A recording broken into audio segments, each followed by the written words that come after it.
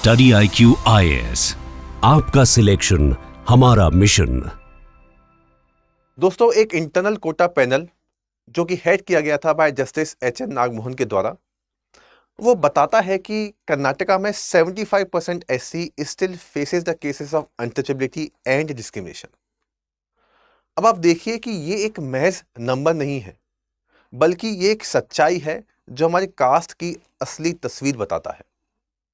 अगर इस डेटा को देखें ध्यान से तो आप देखोगे 75% of SC in Karnataka, they face the cases of untouchability, they face the cases of discrimination।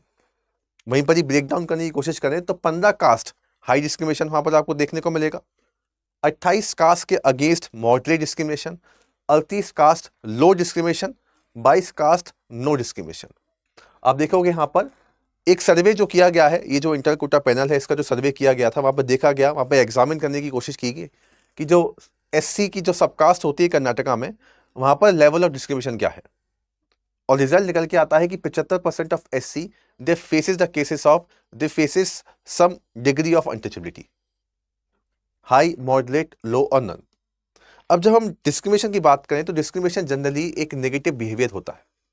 आप देखो कि इंडिया में ऑलरेडी काफी सारे कॉन्स्टिट्यूशनल सेफगार्ड अवेलेबल हैं, जैसे कि फॉर एग्जांपल हम बात करें आर्टिकल 14 जो बात करता है इक्वलिटी बिफोर लॉ की, आर्टिकल नंबर 15 जो कहता है बैन करता है डिस्क्रिमिनेशन को इन पब्लिक प्लेसेस, आर्टिकल 17 है हमारे पास जो काफ़ी पहले ही अनटचेबिलिटी को बैन कर चुका है, 46 promotion of SC ST educational and their economical interest, SC ST prevention act को भी ऐड किया गया था जो इनकी प्रोटेक्शन की बात करता है, इनके अधिकारों की बात करता है। अब आप देखो कि इतने सारे कॉन्स्टिट्यूशनल सेफगार्ड अवेलेबल होने के बावजूद भी 21वीं सदी में आपको काफ़ी सारे ऐसे केसेस देखने को मिलेंगे जो दर्शाते हैं कि हमारे समाज में, हमारे देश में आज भी कास्ट बेस्ड डिस्क्रिमिनेशन एग्जिस्ट करता है। तो अगर हम इसको समझें कि ऐसा क्यों है, तो रीजंस हमको देखने पड़ेंगे फ्रॉम सोसाइटल बेसिस। आप देखोगे कि सोसाइटी के अंदर काफ़ी सारे डीप रूटेड एटीट्यूडनल प्रॉब्लम्स हैं, काफ़ी सारे डीप रूटेड प्रेजुडाइसेस और बायसेस हैं, जिसकी वजह से ये प्रॉब्लम अभी भी एग्जिस्ट करती है। अगर with the help of these safeguard अगर ये रोक पाते हैं हम इनको, तो ये काफ़ी पहले रुक जाती। लेकिन ये सारे के सारे प्रिवेंटिव मेजर्स भी आप देख पाओगे ये असरदार नहीं है, क्योंकि हम डीप में जाकर, गहराई में जाकर इस प्रॉब्लम को समझ नहीं रहे हैं। और जब तक हम लोगों का एटीट्यूड चेंज नहीं करेंगे, जब तक हम लोगों के समाज में से जो बायसेस हैं, जो प्रेजुडाइसेस हैं, उनको रिमूव नहीं करेंगे, तब तक हम इस प्रॉब्लम को सॉल्व नहीं कर सकते। ऐसे काफ़ी सारे केसेस हम और देखेंगे, क्या क्या रीज़न है उसको भी देखने की कोशिश करेंगे। आगे बढ़ने से पहले एक छोटा सा अनाउंसमेंट, साइकोलॉजी का जो हमारा ऑप्शनल बैच है, इस पर अभी सेल आप देख पाएंगे, जन्माष्टमी सेल इस पर लाइव है। ये जो ऑफर है ये आज एंड होने वाला है। इसके अलावा आप देखोगे GS का जो लॉन्ग टर्म फाउंडेशन बैच है, इसका भी आज लास्ट डेट आप देख पाएंगे। आप हमारी वेबसाइट और एप्लीकेशन पर जाकर सारी डिटेल्स चेक कर सकते हैं। तो अभी जो मैंने आपको बताया कि जो केसेस है, अभी रिसेंटली आप देखोगे काफ़ी सारे केसेस आपको देखने को मिलेंगे जो दर्शाते हैं कास्ट बेस्ड डिस्क्रिमिनेशन को। अगर देखिए आप थोड़ा नज़र डालने की कोशिश करते हैं, कर्नाटका जैसे सर्वे किया गया तो यहाँ पर गवर्नमेंट का पैनल बैठता है और बताता है कि 75% SC रिपोर्ट अनटचेबिलिटी इन डेली लाइफ। तो मतलब है ये एग्जिस्ट करता है। अब देखो आप, ये जो डिस्क्रिमिनेशन है ये भी आपको अलग अलग फॉर्म में देखने को मिलेगा। तमिलनाडु में आप देखो स्ट्रक्चरल बेसिस पर डिस्क्रिमिनेशन है, कास्ट वॉल बनी है एक। काफी सारे विलेजेस में आप देखोगे physical walls are built to keep Dalits away from dominated caste areas. तो आप देखोगे this is discrimination literally built into the environment. जहां पर हम रहते हैं, जहां पर लोग सर्वाइव करते हैं, घरों में, आसपास, गांव में प्रॉपर एक वॉल क्रिएट कर दी गई है ताकि अनटचेबल जो है या जो दूसरी डिस्क्रिमिनेशन, दूसरी जो सोसाइटी या दूसरी कम्युनिटी के लोग हैं वहां पर आ ना सके। ये क्लियर मैसेज सेंड करते हैं कि यू डोंट बिलोंग हियर। ये रियलिटी है जो आज भी एग्जिस्ट करती है काफ़ी सारे गाँव में। इसके अलावा आप देखोगे गुजरात में ऑक्यूपेशनल जो अलग तरीके का, अभी हमने देखा एक स्ट्रक्चर बेसिस पर कैसे डिस्क्रिमिनेशन है। ऑक्यूपेशनल बेसिस पे आप देखोगे हेयर कट बैन। आप देखेंगे ये जो विलेज है यहाँ पर Dalit were not allowed to get a hair cut at local barbers. Okay, for decades they had to go elsewhere. तो ये बताता है कि किस तरीके से जॉब में, सर्विसेज में भी उनको रिमाइंड किया जाता है कि आप अलग हैं, हम अलग हैं। ओके, ये जो डिस्क्रिमिनेशन है, ये जो आप देखोगे ये जो प्रैक्टिसेस हैं अभी भी एग्जिस्ट करती हैं। तेलंगाना में आप देखेंगे ritual services based exclusion, 2 glass system. काफी सारी टी शॉप पर Dalits are given tea in separate cup और ग्लासेस, ठीक है। Other get normal glasses, Dalits get special one to park them as different. तो ये आप देखोगे डेली लाइफ जो ह्यूमिलिएशन है या जो डेली बेसिस पर ये चीजें होती हैं काफी आपको देखने को मिलेंगी। इवन आप देखेंगे काफी सारे स्पोर्ट में काफी सारे जो खेल इंडिया के अंदर खेले जाते हैं, वो जो प्लेयर्स होते हैं जब वापस आते हैं अगर हार जाते हैं तो उनके खिलाफ भी काफी सारे कास्ट बेस्ड रिमार्क आप देख पाएंगे। तो ये चीजें एग्जिस्ट करती हैं। इसके अलावा आप देखोगे वाराणसी में आप देखोगे यहाँ पर इंटरसेक्शनलिटी आपको देखने को मिलेगा, यानी कि दो तरीके का आपको जेंडर प्लस कास्ट हरेसमेंट आपको देखने को मिलेगा। A Dalit girl in hostel was harassed both for the caste also and for gender also. ये क्या बताता है? ये बताता है कि डबल लेवल पर डिस्क्रिमिनेशन हो रहा है। ओके, तो दलित की होने की वजह से भी और एक विमेन होने की वजह से भी ऐसे काफी सारे आपको caste based discrimination, gender based discrimination, occupational based discrimination आपको इंडियन सोसाइटी में देखने को मिलेंगे आज के टाइम पर भी, जब हम कहते हैं कि हम इतने मॉडर्न हो चुके हैं। अब आप देखो कि अगर ये प्रॉब्लम रहेंगी लोगों के बीच में तो किसी भी देश का विकास करना, डेवलप करना काफी मुश्किल है। और ये सब क्यों होता है, इसके रीजन को समझना बहुत इंपॉर्टेंट है। अब जनरली आप देखोगे जितनी भी पॉलिसीज आती हैं, जितनी भी प्रिवेंटिव मेजर्स आते हैं, वो उसको रोकने की कोशिश करेंगे। कुछ हो गया उसके बाद हमने एक एक्शन लिया, रोकने की कोशिश की, कुछ और होता है फिर एक्शन लिया, उसको रोकने की कोशिश की। लेकिन हम गहराई में, डीप में जाने के बारे में बात नहीं करते। तो जब हम डेप्थ में जाएंगे तब हमें समझ में आएगा कि समस्या क्या है और इस समस्या के क्या क्या सॉल्यूशंस हो सकते हैं। तो उसी को हम डिस्कस करेंगे। ये टेलीग्राम चैनल की लिंक आप जरूर ज्वाइन कीजिए, यहाँ पर रेगुलर बेसिस पर आपको अपडेट मिलेंगी, जितनी भी साइकोलॉजिकल या जो करंट अफेयर्स रिलेटेड अपडेट्स होती है। तो आप देखिए यहाँ पर ये होता क्या है, what are the reasons, what are the psychological framework behind this. तो अगर हम देखने की कोशिश करें, देखिए किसी भी डिस्क्रिमिनेशन का जो रूट होता है वो हमारे माइंड से शुरू होता है। हमारे माइंड में एक बिलीफ जनरेट होता है, उस बिलीफ के बेसिस पर हम कोई भी एक्शन करते हैं। जैसे मान लीजिए हमारे अंदर एक बिलीफ है कि विमेन आर बैड ड्राइवर्स, तो उसी के बेसिस पर हम जनरली देखेंगे, कभी भी मान लीजिए कोई गाड़ी का एक्सीडेंट होता है तो हम जनरली कंसिडर करेंगे कि उस लड़की ने सही तरीके से गाड़ी को ड्राइव नहीं किया, क्योंकि हमारे माइंड के अंदर ये बिलीफ ऑलरेडी है। अब ये बिलीफ कैसे आते हैं? ये बिलीफ आते हैं लोगों को देख देख कर। आप देखोगे हम सोशल लर्निंग करते हैं, सोसाइटी में लोगों को देख देख कर चीज़ों को सीखते हैं।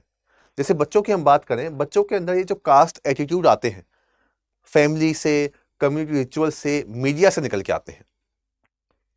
फैमिली नैरेटिव्स आप देखोगे, कहाँ पर बैठना है, किसके साथ खाना है, प्यूरिटी पॉल्यूशन आप देखोगे, ऐसे आइडियाज़ काफ़ी बताए जाते हैं, उनके साथ रहना है, उनके साथ जाना है, ऐसे लोगों के साथ में रहो, ऐसे लोगों के साथ में ना रहो।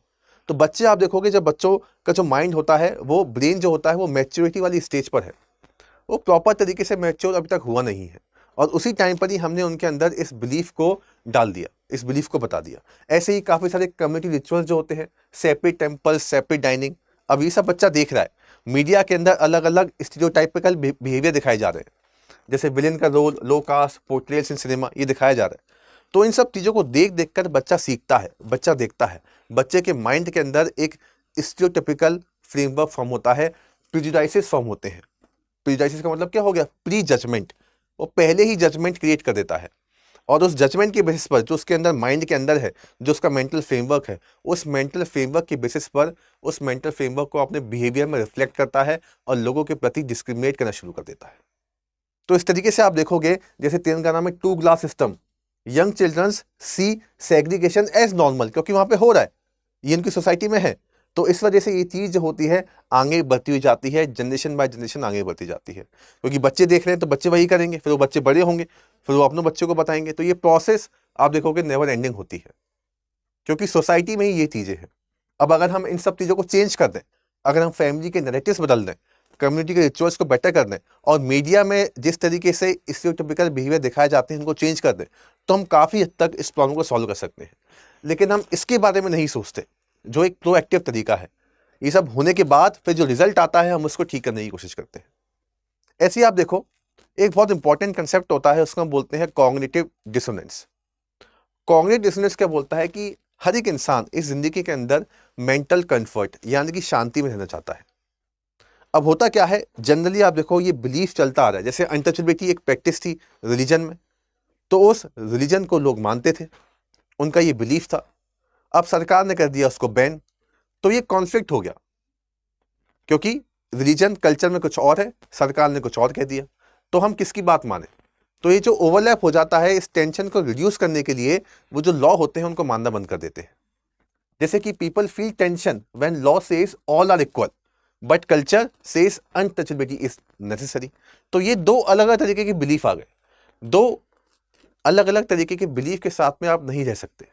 जैसे मान लीजिए, अगर आप हेल्दी लाइफ स्टाइल के ऊपर विश्वास रखते हैं, कोई इंसान अगर हेल्दी लाइफ स्टाइल के ऊपर विश्वास रखता है और अगर वो कहता है कि स्मोकिंग कॉजेस कैंसर और वो रेगुलर बेसिस पर स्मोकिंग भी करता है, तो ये अलग अलग बिलीफ है। उसको या तो स्मोकिंग को क्विट करना पड़ेगा या उसको अपना बिलीफ चेंज करना पड़ेगा कि स्मोकिंग से कैंसर नहीं होता, तभी वो शांति में रह सकता है। अब ऐसे ही एक बिलीफ ये है और एक बिलीफ ये है, आप नहीं रह सकते। आपके अंदर डिस्कम्फर्ट आएगा, डिसोनेंस आएगा, और इसको कम करने के लिए आप डिस्क्रिमिनेशन को जस्टिफाई करोगे। क्यों ऐसा कहोगे? क्योंकि ये तो ट्रेडिशन है। प्योर करने के लिए, लोगों को प्योर करने के लिए हम इस तरीके की एक्टिविटीज़ में अपने आप को इन्वॉल्व कर रहे हैं। तो इस तरीके से आप देखोगे डिसोनेंस भी बताता है कि कैसे हम, क्यों डिस्क्रिमिनेशन इतने ज़्यादा आप देख पाएंगे सोसाइटी के अंदर। तो ये भी एक थ्योरी है, ये भी कंसेप्ट है। इसको समझते हुए इस बिलीफ को लोगों के अंदर चेंज करना पड़ेगा। जब तक हम इस पर टारगेट नहीं करेंगे तब तक ये काम नहीं हो पाएगा। इसके अलावा सबसे most important, societal identity and group outgroup biases. आप देखेंगे सोशल साइकोलॉजी एक फील्ड होती है साइकोलॉजी के अंदर जो इन सोशल बायसेस को पढ़ने की कोशिश करती है। वहाँ पर आप देखोगे बहुत इंपॉर्टेंट थ्योरी है ताजफेल और टर्नर की। ये बताते हैं सोशल आइडेंटिटी थ्योरी के बारे में। अब होता क्या है, जब भी हम किसी ग्रुप के मेंबर बनते हैं तो हम अपने आप को उस ग्रुप से आइडेंटिफाई करना शुरू कर देते हैं और दूसरे ग्रुप को हम नेगेटिव तरीके से देखना शुरू कर देते हैं। तो पीपल डिफाइन देमसेल्व्स विया ग्रुप मेंबरशिप। मान लीजिए कोई भी अगर एक कोई इंसान कोई भी अपर कास्ट आइडेंटिटी अगर उस ग्रुप में शामिल होता है तो वो इसको मेंटेन करेगा हमेशा। और वो कैसे मेंटेन करेगा? वो इस चीज़ को मेंटेन करेगा by keeping out group F S inferior, क्योंकि वो ऑलरेडी एक अपर कास्ट आइडेंटिटी से बिलोंग करता है। तो वो हमेशा अपने आप को उस ग्रुप से आइडेंटिफाई करेगा और हमेशा दूसरे ग्रुप को इन्फीरियर बताने की कोशिश करेगा। क्यों? क्योंकि वो चाहता है कि मेरा ग्रुप हमेशा आगे रहे, मेरा ग्रुप हमेशा महान रहे, मेरा ग्रुप हमेशा स्ट्रांग है, दूसरे का ग्रुप इन्फीरियर है, दूसरे का ग्रुप बेकार है।